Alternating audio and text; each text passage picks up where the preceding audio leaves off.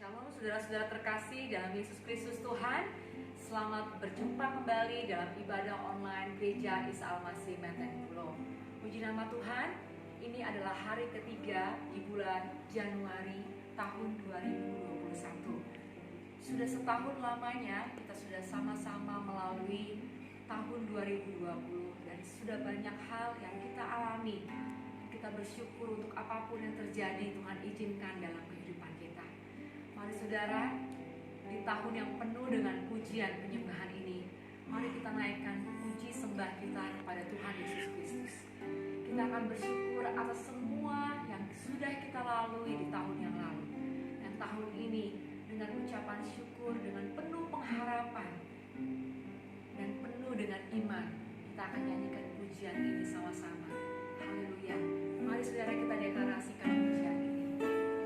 Karena kami percaya Tuhan, kasih setiamu tidak pernah layu buat kami.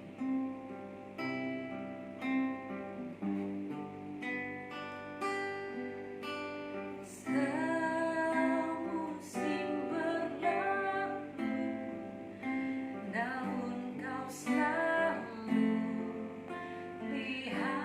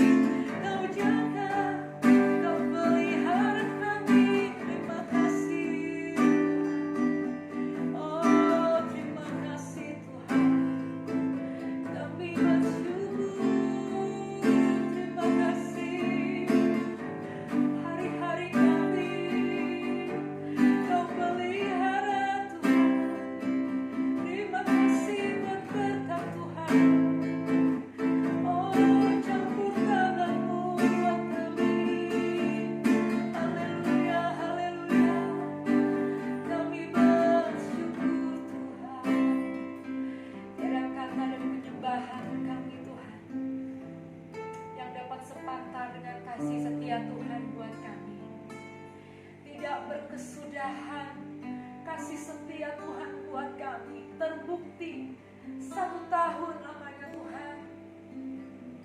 Engkau pelihara kami. Tidak terasa Tuhan, hari-hari yang berat, hari-hari penuh dengan sukacita kami lalui Tuhan. Itu karena kekuatan daripada Tuhan. Dan inilah hari-hari baru yang sudah Tuhan tentukan buat kami di tahun ini. Apapun yang terjadi di depan sana Tuhan, kami akan terima dengan iman, hadapi dengan iman bersama dengan Tuhan. Terima kasih Tuhan, kekuatan Engkau akan limpahkan buat kami. Kami bersyukur di dalam nama Tuhan Yesus. Kami akan menatap hari depan kami dengan penuh kemenangan karena Engkau yang pegang tangan kami Tuhan. Terima kasih banyak. Kami bersyukur, kami bersyukur. Kami akan memperkuat iman kami di hadapan-Mu Tuhan. Hari-hari kami akan pegang tangan Tuhan terus dan terus. Kami akan belajar dari Bapa kami, dari sahabat kami yang selalu bersama dan mendampingi kami. Terpujilah nama-Mu Tuhan. Terima kasih Tuhan. Haleluya, haleluya. Amin. Tiba saatnya kita akan dengarkan kebenaran firman Tuhan. Firman yang hidup yang akan menguatkan kita di hari-hari baru kita di tahun ini, saudara. Puji nama Tuhan, karena bersama dengan Tuhan Yesus, kita akan mendapatkan kekuatan yang baru. Saudara yang siap terima berkat Tuhan, saudara juga siap terima tantangan daripada Tuhan. Akan datang badai yang mungkin yang lebih berat lagi daripada tahun yang sebelumnya. Namun ada berkat yang lebih besar lagi buat kita di balik badai tersebut. Saudara, kita akan naikkan pujian ini bersama-sama. Bersama-Mu Tuhan, Kau yang akan kuatkan dan teguhkan hatiku. Haleluya. Engkau ada bersamaku di setiap musim hidupku. Tak pernah Kau biarkan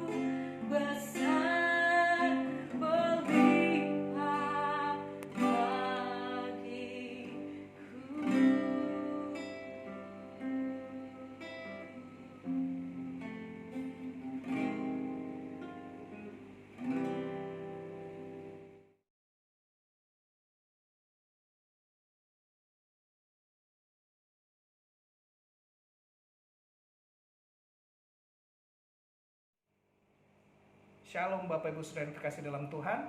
Sebelum kita sama-sama belajar mengenai firman Tuhan, mari kita tundukkan kepala, kita berdoa. Bapa, dalam nama Yesus, terpujilah Engkau kekal selama-lamanya. Sebab di tahun yang baru ini dan di hari Minggu ini, kami bisa ada sebagaimana kami ada. Ini bukan karena kehebatan kami, tetapi sepenuhnya adalah karena kasih karunia Tuhan. Karena itu kami mau menjadi pelaku firman Tuhan. Kami ingin hidup di dalam pertobatan kami, dan kami ingin menjadi berkat bagi banyak orang. Terima kasih Bapa, kami siap untuk mendengarkan firman-Mu, dan biarlah kami juga bisa menjadi pelaku firman yang baik. Terpujilah Engkau, dalam nama Yesus kami berdoa. Haleluya, amin. Shalom Bapak Ibu Saudara yang terkasih dalam Tuhan. Senang sekali bisa kembali berjumpa dengan Bapak Ibu Saudara. Dan saya ucapkan selamat Natal dan terutama selamat Tahun Baru di tahun 2021 ini. Ada banyak kenangan yang telah kita lewati bersama di tahun 2020. Ada kenangan baik dan ada kenangan buruk. Tetapi semuanya itu telah berlalu. Hidup kita memang penuh dengan tantangan. Apalagi dengan pandemi yang masih ada sampai sekarang, hidup kita lebih tertantang lagi. Tetapi ingat, kita sebagai anak-anak Tuhan harus tetap berani, harus tetap percaya, dan harus tetap bisa berjalan bersama-sama dengan Tuhan, sekalipun hidup penuh dengan tantangan. Nah, pada hari ini saya mendapatkan tema khotbah tahun penuh kebaikan. Kalau mau dipikir-pikir, siapa yang gak mau dengan tahun penuh kebaikan? Ya, ini maksudnya tahun 2021 adalah tahun penuh kebaikan, karena tahun 2020 sudah kita lewati bersama. Tetapi kebaikannya seperti apa? Kenapa? Karena yang namanya kebaikan itu relatif.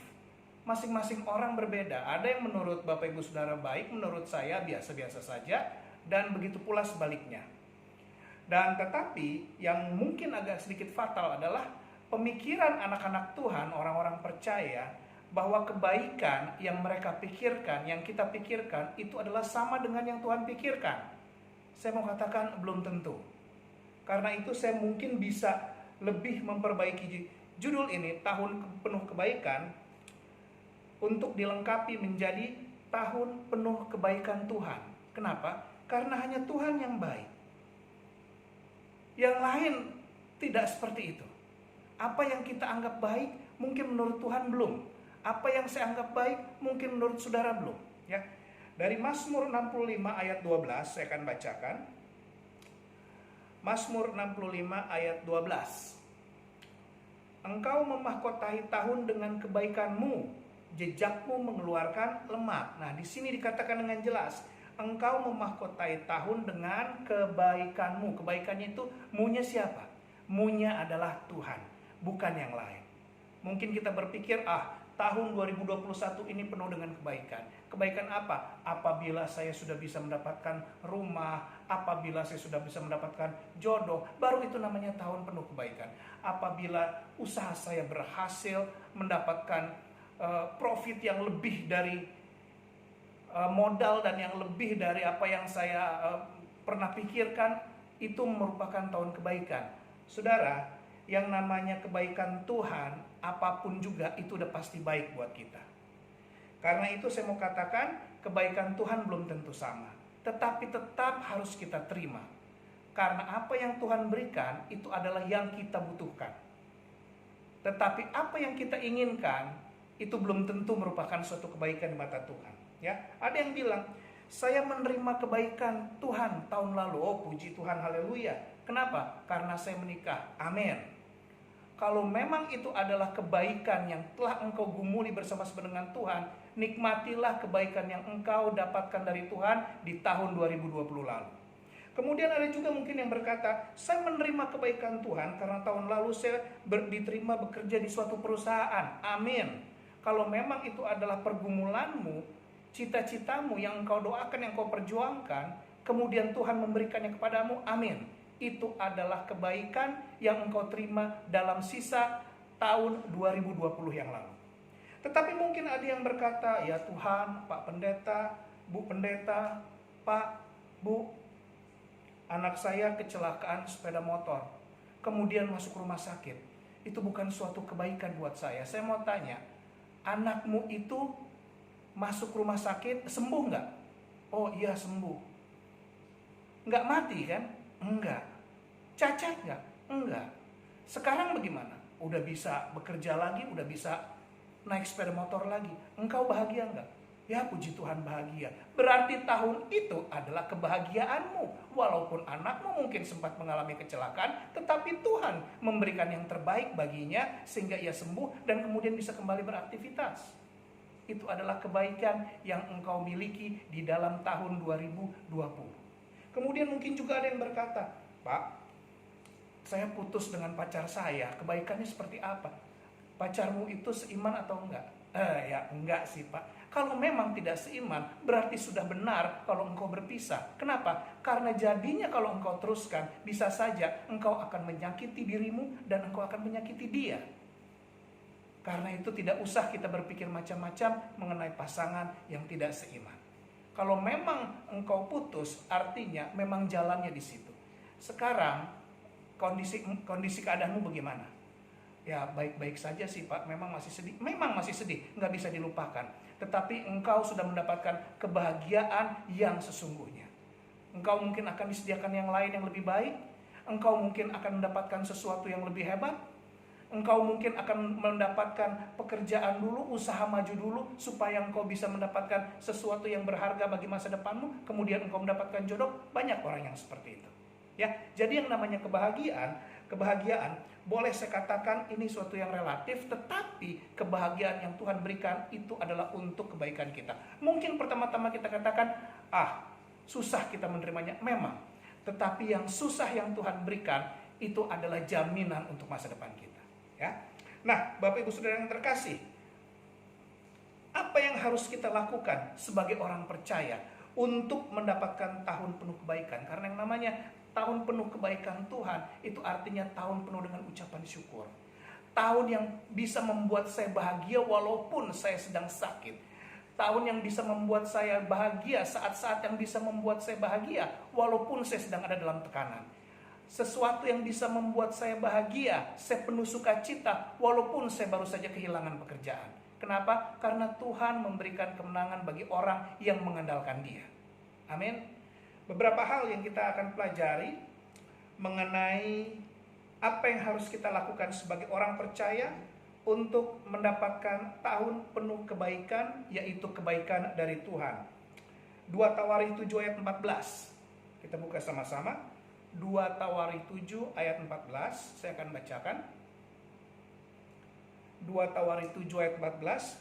Dan umatku yang atasnya namaku disebut merendahkan diri, berdoa dan mencari wajahku, lalu berbalik dari jalan-jalan yang jahat, maka aku akan mendengar dari sorga dan mengampuni dosa mereka serta memulihkan negeri mereka. Yang pertama yang bisa kita pelajari, apa yang harus kita lakukan sebagai orang percaya apabila engkau mau tahun 2021 adalah tahun kebaikan Tuhan bagi dirimu. Yang pertama, bertobat dan lepaskan pengampunan. Bapak Ibu Saudara yang terkasih, 1 Januari itu adalah satu tanggal yang orang percaya haruslah bertobat pertama kali.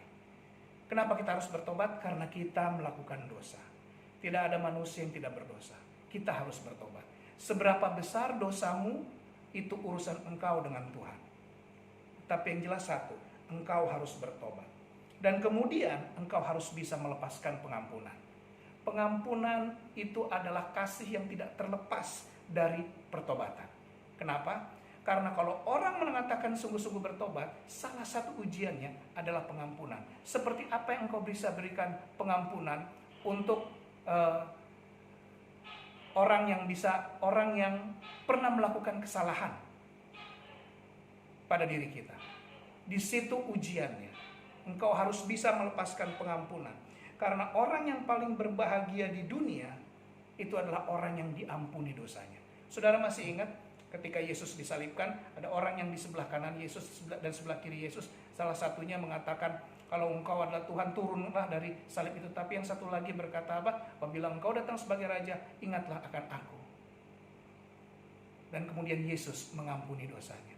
Dan kemudian ia diselamatkan. Detik-detik terakhir sebelum ia tidak diselamatkan, sebelum ia tidak berada di dalam Firdaus bersama-sama dengan Yesus, orang yang paling berbahagia adalah dia. Kenapa? Karena dosanya diampuni. Orang yang dosanya diampuni sama seperti orang yang tidak punya hutang. Benar-benar plong, benar-benar lepas. Kalau engkau ingin diampuni dosamu oleh Bapa di surga, ampunilah sesamamu terlebih dahulu. Ya, bertobat dan pengampunan itu adalah pasangan yang sangat serasi. Kalau engkau benar-benar bertobat, engkau harus bisa mengampuni. Ya. Kemudian yang kedua, apa yang harus kita lakukan? Mazmur 91 ayat 14 sampai 16. Ya, kita bacakan sama-sama. Mazmur 91 ayat 14 sampai 16. Saya akan baca. Sungguh hatinya melekat kepadaku, maka aku akan meluputkannya.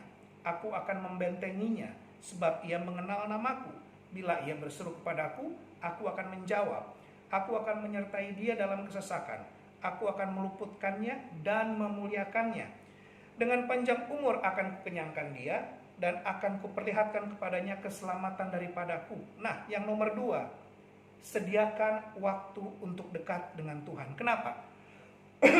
Dalam Mazmur 91 ayat 14 dikatakan, sungguh hatinya melekat kepadaku, maka aku akan meluputkannya. Selanjutnya aku akan membentenginya, sebab ia mengenal namaku. Dan kemudian bila ia berseru padaku, aku akan menjawab. Aku akan menyertai dia dalam kesesakan. Aku akan meluputkannya dan memuliakannya. Sungguh hatinya melekat padaku. Orang yang melekat hatinya pada Tuhan, itu Tuhan akan meluputkannya dan akan memuliakannya. Bapak Ibu Saudara yang terkasih, tidak ada jalan lain untuk supaya kita bisa mendapatkan kebaikan Tuhan di tahun 2021 ini. Yang kedua, sediakan waktu untuk dekat dengan Tuhan. Karena Tuhan sendiri berkata, hatinya melekat padaku, maka aku akan meluputkannya. Hidup intim dengan Tuhan melalui pujian dan penyembahan. Karena dengan demikian, kita akan selalu bisa mengucap syukur. Makanya, saya selalu mengajak Bapak Ibu Saudara untuk setiap bangun pagi, tidak lupa untuk baca firman Tuhan. Dan setiap hari, coba kita sama-sama mulai untuk membaca firman Tuhan paling minimal 3-5 ayat. Itu akan menambah pengetahuan kita mengenai firman Tuhan, dan tentu saja akan menambah kedekatan kita bersama-sama dengan Tuhan. Dan jangan lupa doa serta melakukan pujian dan penyembahan. Nyanyi 1 lagu 2 lagu, asal itu dilakukan dengan sungguh-sungguh, akan sangat kuat hasilnya. Apalagi kalau sepasang suami istri melakukannya, oh itu luar biasa. Tetapi kalau tidak, sendiri-sendiri, tidak apa. Asal engkau ambil waktu buat Tuhan, engkau berusaha untuk dekat dan intim dengan Tuhan. Kalau kita intim dengan Tuhan, Bapak Ibu Saudara, urusan segala macam urusan itu beres. Bukan berarti tidak ada tantangan. Tantangan tetap ada. Tetapi urusanmu akan dibantu oleh Tuhan sampai beres. Ya. Jadi ingat, intim dengan Tuhan. Kalau kita intim dengan sesama kita, intim dengan istri kita, anak kita, adik kita, suasananya jadi enak. Apapun tujuan kita bersama, itu akan kita hadapi sampai berhasil. Demikian juga kalau kita intim dengan Tuhan, maka kita akan menghadapi masalah demi masalah bersama-sama dengan Tuhan, dan jamin Tuhan akan membantu untuk menyelesaikan masalah kita. Ya. Dan kemudian yang ketiga, kita baca sama-sama Yeremia 17 ayat 7 sampai 8. Yeremia 17 ayat 7 sampai 8. Saya akan bacakan. Diberkatilah orang yang mengandalkan Tuhan, yang menaruh harapannya pada Tuhan. Ia akan seperti pohon yang ditanam di tepi air, yang merambatkan akar-akarnya ke tepi batang air, dan yang tidak mengalami datangnya panas terik, yang daunnya tetap hijau, yang tidak khawatir dalam tahun kering, dan yang tidak berhenti menghasilkan buah. Luar biasa. Diberkatilah orang yang mengandalkan Tuhan. Jadi yang ketiga, dalam setiap rancangan kita, tujuan kita, usaha kita, libatkan Tuhan atau minta hikmat daripada Tuhan. Nah, minta hikmat daripada Tuhan, libatkan Tuhan apapun rencana itu. Dan saya himbau, rencananya adalah rencana yang baik. Karena harus rencana yang baik untuk bisa melibatkan Tuhan. Tidak bisa rencana buruk engkau melibatkan Tuhan. Engkau memiliki suatu tujuan yang negatif, engkau memiliki suatu rencana yang tidak baik terhadap orang lain, kemudian engkau melibatkan Tuhan, jangan harap itu berhasil, justru akan kembali menjadi masalah buat dirimu sendiri. Tetapi untuk tujuan yang baik, apapun itu, libatkan Tuhan. Mungkin engkau memiliki tujuan yang sama dengan Tuhan, mungkin engkau memiliki rencana yang sama dengan Tuhan, tetapi kalau engkau mengambil jalan yang berbeda, hasilnya juga akan berbeda. Tapi kalau engkau melibatkan Tuhan, engkau akan tahu apa yang harus dilakukan. Kalau memang bukan itu tujuannya dan itu akan mendatangkan sesuatu yang buruk bagimu, Tuhan akan mencegahnya. Ya, jadi kita memang benar-benar harus bisa mengetahui apa yang baik untuk dilakukan dan kemudian kita libatkan Tuhan. Dan ingat, kita harus tetap beraktivitas berbuat baik.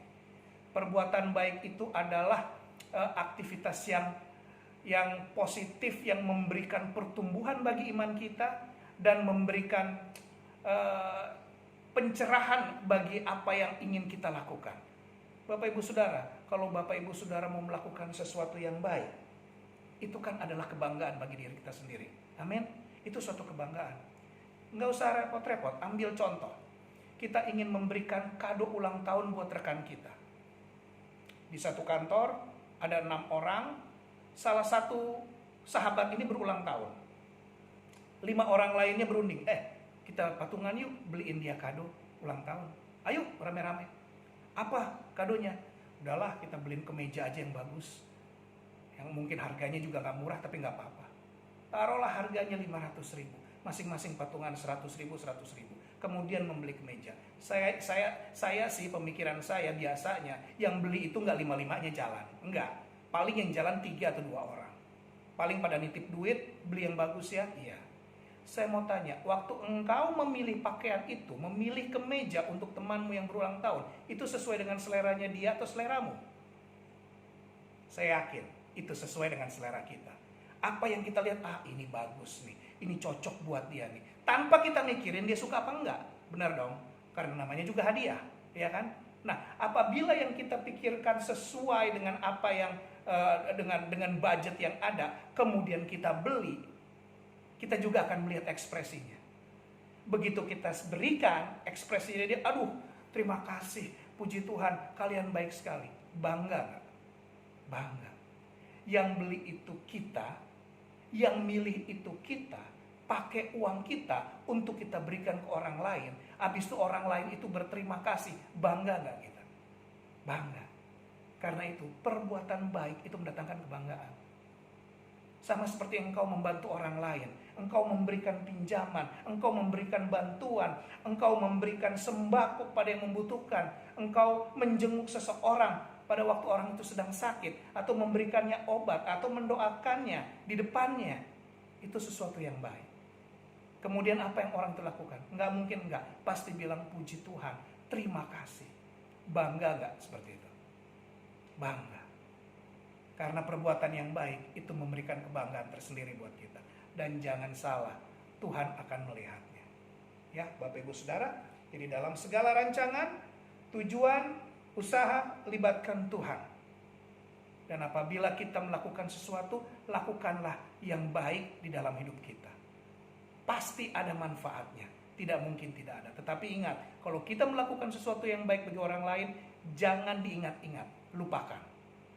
Dan sebaliknya, bila ada orang lain yang melakukan sesuatu yang baik bagi kita, ingat itu dan jangan lupakan seumur hidup kita.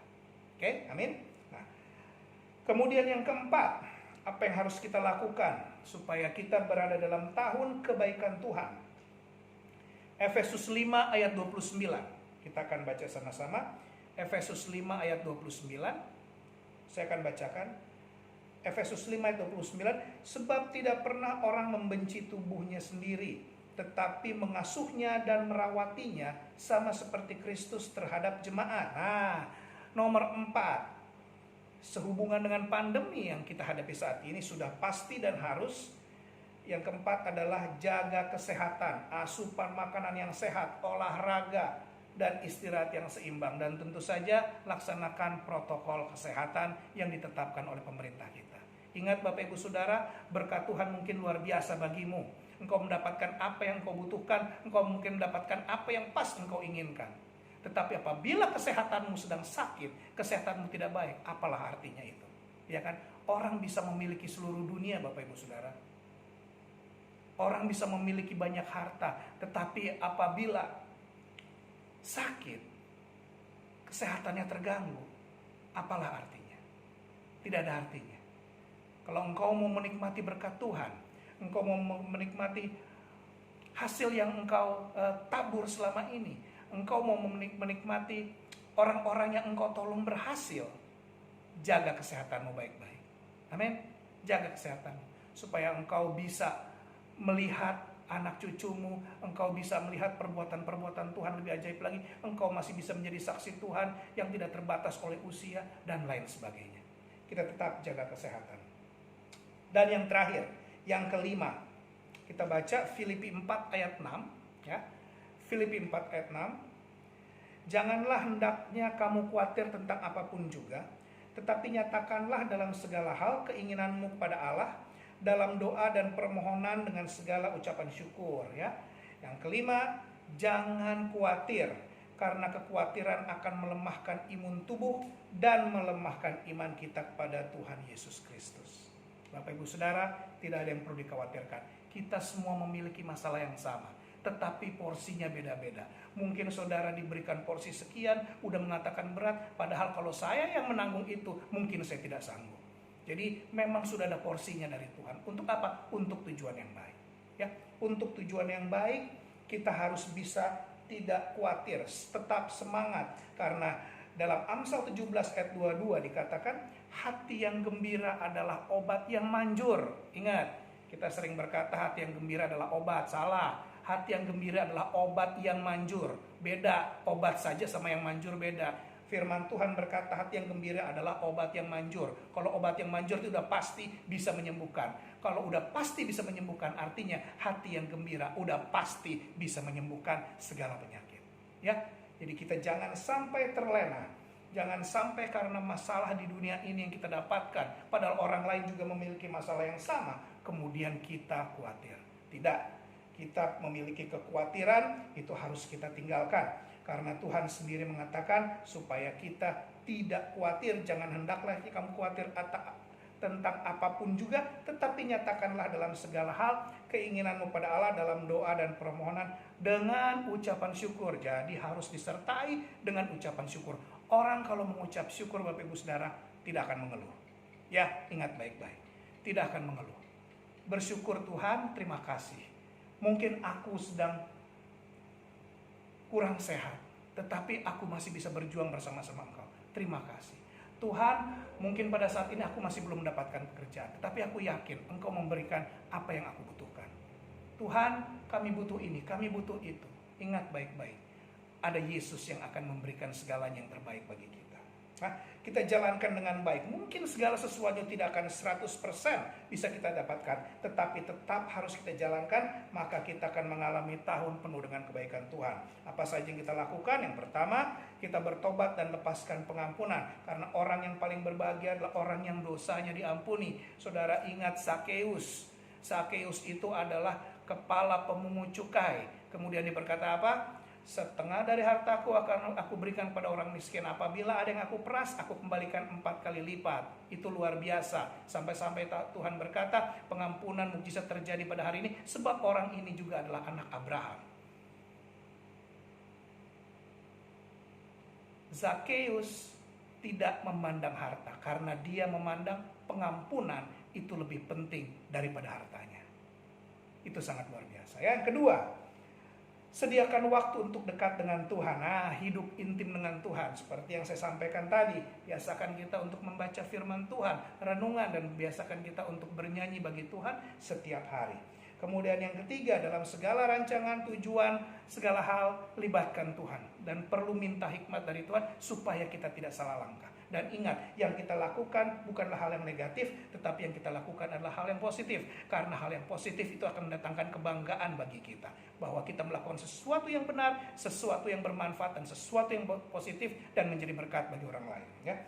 Dan yang kemudian yang keempat, ini juga penting, jaga kesehatan, asupan makanan yang sehat, olahraga yang teratur, dan kemudian istirahat yang cukup. Dan pada saat ini kita laksanakan semua protokol yang berlaku. Tidak ada gunanya bila kita menerima banyak berkat Tuhan, kemudian kita bisa memiliki harta yang melimpah, kemudian kita sakit, nggak ada gunanya. Ya, semuanya Tuhan sediakan, tetapi kita juga harus bisa bekerja sama dengan Tuhan untuk menjaga kesehatan kita. Dan yang terakhir, jangan ada yang namanya kekhawatiran. Ya, kekhawatiran. Semua kita memiliki masalah yang sama. Kalau kita khawatir, itu hanya akan memperburuk masalah. Ingat, hati yang gembira adalah obat yang manjur. Obat yang manjur udah pasti bisa menyembuhkan. Berarti apapun yang sakit, kalau kita memiliki hati yang gembira, kita pasti akan disembuhkan. Saya ucapkan selamat tahun baru sekali lagi buat Bapak Ibu Saudara. Dan saya berdoa supaya kita sama-sama bisa mengalami tahun kebaikan, tahun penuh kebaikan Tuhan di 2021 ini. Kita akan mendapatkan sesuatu yang baik dan kita juga bisa menjadi sesuatu yang baik bagi sesama kita. Tuhan Yesus memberkati kita tundukkan kepala. Terima kasih Bapa di sorga atas segala berkat-Mu. Kami telah membaca sebagian dari firman-Mu dan kami siap untuk menjadi pelaku firman. Di tahun 2021 ini kami canangkan untuk kami bisa benar-benar berjalan bersama-sama dengan Kristus. Kami bisa menjadi pelaku firman, kami bisa bertobat, kami tidak khawatir, kami bisa menjaga kesehatan kami. Kami melibatkan Engkau dalam setiap perkara. Terima kasih Tuhan karena Engkau telah menjadi Tuhan atas kami.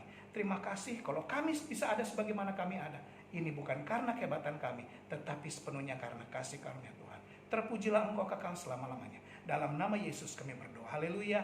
Amin. Tuhan Yesus memberkati Bapak Ibu Saudara dan saya. Puji Tuhan. Haleluya.